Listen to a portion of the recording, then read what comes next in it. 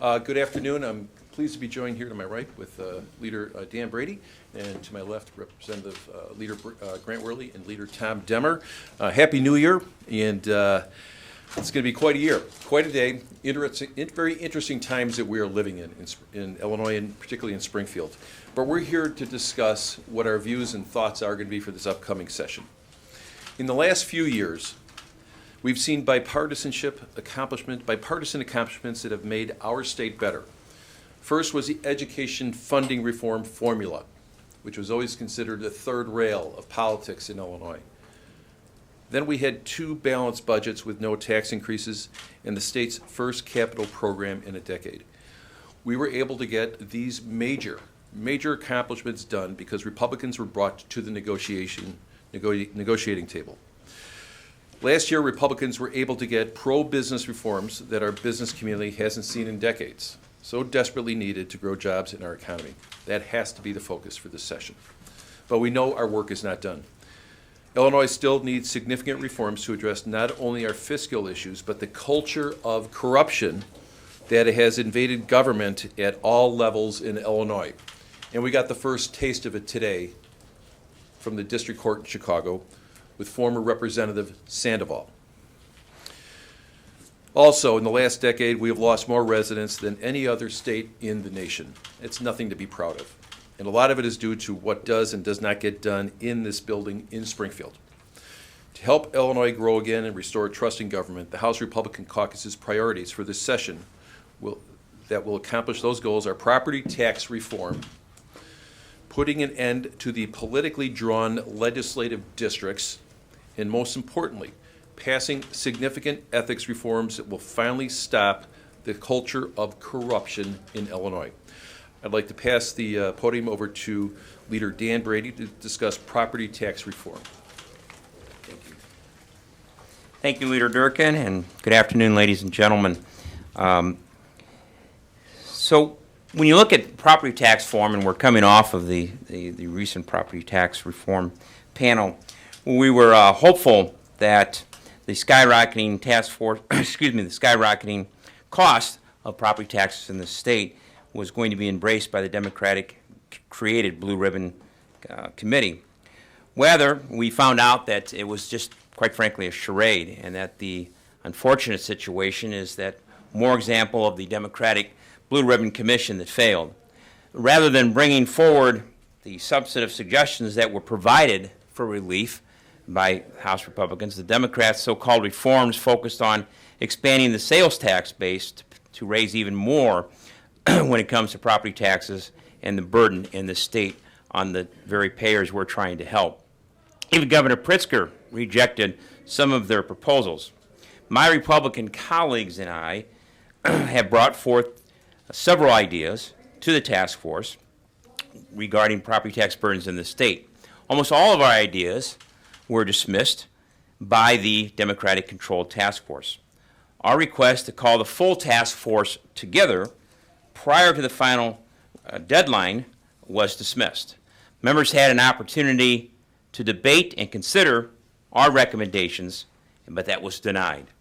Our colleagues need to get very serious when it comes to property tax reform in this state in a bipartisan fashion. Illinois families deserve better than what's happened here.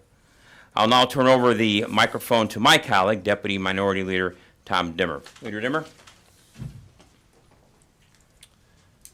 Thanks, Dan, and good afternoon. I'm Tom Demmer, State Representative from Dixon. You know, over the last 10 years, members of the House and the Senate in Illinois have been elected from gerrymandered districts that were drawn primarily for a political advantage and not to maximize the voices of the people of Illinois who were sworn to serve. Over those years, we've repeatedly drawn attention to the sometimes absurd district boundaries that carve up communities, that run down the middle of the street and leave one side of a neighborhood in one district and the other side in someone else's district. We've repeatedly talked about how this hampers the ability for Illinois residents to know who represents them in the Capitol, to understand which districts they fall in, which candidates they should listen to during election seasons. We've also talked about the fact that these political entrenchments, these situations in which politicians pick their voters instead of voters picking their politicians has a chilling impact on our ability to debate the important issues of the day here in Springfield. Through the last decade as well, hundreds of thousands of Illinoisans and several groups across the political spectrum have talked about how fair maps are a common sense step forward, a way that Illinois could help shed the culture of corruption and the culture of insider dealing that's plagued us for far too long. Hundreds of thousands of Illinoisans signed petitions to try to get a chance for voters to weigh in on a fair maps amendment to the Illinois Constitution, only to be blocked at every step of the way by those who benefit from the status quo. Even Governor Pritzker, when he was a candidate, said that he would not sign a map, a political map that was drawn by politicians. As we enter the year of the census, 2020, across the country, in communities and neighborhoods, people are going to be counted. So we understand who lives where in the state of Illinois. So we can ensure that the next round of maps are drawn fairly and equally. We should also ensure that those maps are not drawn for political purposes. And we should give the people of Illinois the opportunity to hold us to a higher standard, to hold us to a point of accountability, so that we're actually representing the needs of the district that we represent and not just of those political bosses who chose to draw a map in a certain way. Fair maps are not a partisan issue. Republicans and Democrats, again, across the political spectrum, have signaled their desire for fair maps, maps drawn in an objective way and not drawn by political insiders. This is something we should be able to come together on and give the people of Illinois the tools they need to hold elected officials accountable. With that, I'll turn it over to Representative Grant Worley. Good afternoon, Grant Worley, State Representative, Naperville-Warrenville. We are all aware of the dark cloud that hangs over the state of Illinois, and particularly this Capitol, with the massive ongoing federal investigation into political corruption. And with each drip of the faucet, we learn more and more of unethical behavior. Just today, we saw in the federal courthouse in Chicago a guilty plea, the first elected official at the state level to go down because of this ongoing investigation, pleaded guilty to 1 count of bribery and 1 count of income tax evasion. We can all only imagine what is yet to come. If you've read any of that statements that were made today, there is more and more for sure to come. Cooperating witnesses, other people are clearly in the crosshairs.